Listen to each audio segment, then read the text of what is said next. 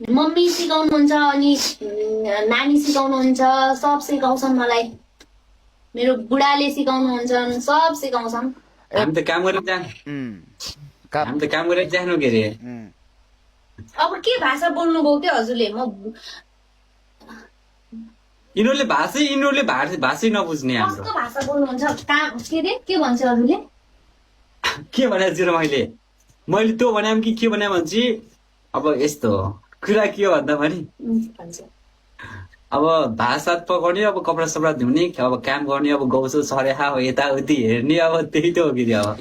अनि एउटा कुरा तिमी दुईजनालाई 3 दिन बोलेको 3 दिनमा अनि बे गरिदिएको। Thank you. 3 दिन पनि भएको थिएन क्या अनि? 3 दिन पनि भएको थिएन के?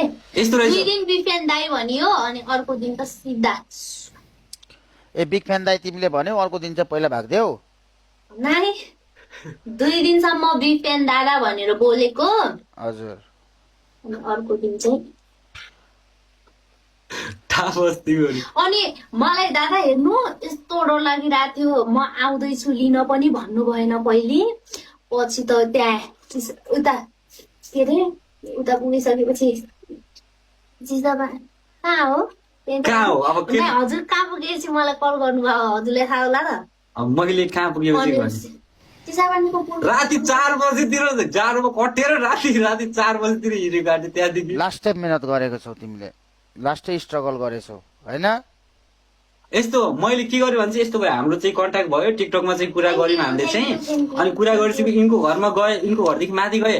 राति त्यो गाउँदेखि मान्छेहरूले पकड्छन्, अब यताउति पकड्ने भए नाबालिका केटी हो कि अलिकति फसाउँछ नि भन्ने आफूलाई अब डर लाग्यो नि त हल्का। मैले के सोचेँ यो बौटुलाई कसरी कटाउन पाइन्छ, यो इलाकालाई कसरी कटाउने होला, अनि अब देख्यो भने पकड्न सक्छन् भनेर राति 4 बजीतिर हिँडेको त्यहाँदेखि घरदेखि। लास्ट टाइम मेहनत गरेछौ। यहाँदेखि लगभग मेरो घरदेखि त्यहाँ जान दाइ लगभग 1200 रुपियाँ भाडा लाग्छ। 1100-1200 रुपियाँ बढी लाग्छ। बढी लाग्छ 550 यहाँ तुलसीपुरदेखि नेपालगञ्ज लाग्यो, अनि त्यहाँदेखि 550 लाग्यो क्या। होइन कति लाग्छ? अस्ति कति लाग्थ्यो थाहा छ कि नै? ओहो म त पागल भइहालेँ। म त कहाँ आएर बसेँ दादा हेर्नु, आऊ घरदेखि निस्किन त निस्किहालेँ हेर्नु त्यहाँ। अनि टुलुले अनि भन्नुपर्छ नि त यसो यताउति बे गर्दैछु भनेर हामीलाई नभनिदिएको। अनि थ्याङ्क यू माया छ। ए तिमीले मलाई अस्ति हेलो दादा त्यो हल्का मेसेज यताउति भनेर मेसेज हान्दै थियौ नि, त्यतिखेर तिमी जाँदै थियौ कि क्या हो? हजुर हो, त्यही दिन मलाई भन्नुभयो। भन्नुपर्छ नि त अनि पुरै खुलेर मुला। मैले भनेको थिएँ अब हजुर भाइरल मान्छे, अब म जस्तो यसो अब त्यस्तै, अनि कहिल्यै पनि नभन्नु। मैले आज पनि जिद्दी गरेको थिएँ, नाइ म देखिन्न, 2-3 वर्षसम्म देखिन्न, बरु त्यहाँ पछि देखिन्ला, केही हुन्न भनेको थिएँ। खै जिद्दी सकेन। अनि अब भोलि अब यसो तोरीबारी सोरीबारीतिर जानु, यसो अब शाहरुख खानको गीतमा टिकटक बनाउनु हैन? अब तिमीहरू दुईजना मिलेर अब कन्टेन्ट बनाउनु होला नि त।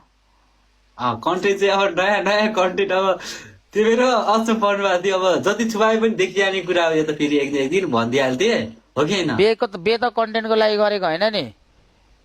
होइन कन्टेन्टको लागि होइन, त्यो त त्यही हो। अब कहाँ त्यो अब यस्तो कुरा के भन्दा पनि पर्याङ, अब तिमी हावर जस्तो कुरा नगर, बच्चा जस्तो कुरा नगर, अलिक पक्का अठिलो दरिलो भएर कुरा गर्नुपर्छ कि त्यस्तो हावा तालमा बोल्नु न के। रियल कुरालाई रियल भन न। अब तिमी र अर्कै कुरा फेरि टुल्लुले चाहिँ मलाई प्र्याङ्क हानेको रहेछ भने चाहिँ फेरि म जिन्दगीभरि बोल्दिनँ नि फेरि। भन्नु दादा त्यस्तो यिनलाई केही नभन्नु के, मलाई मेरो चित्त पर्याङ गरेको छैन मैले। प्र्याङ्क होइन, तिमीले रियलमा बे गर्यो भने त खोइ त नि पोते खोइ त। नाइ अझै त्यो भगाएर लिएको मात्रै हो कि होइन।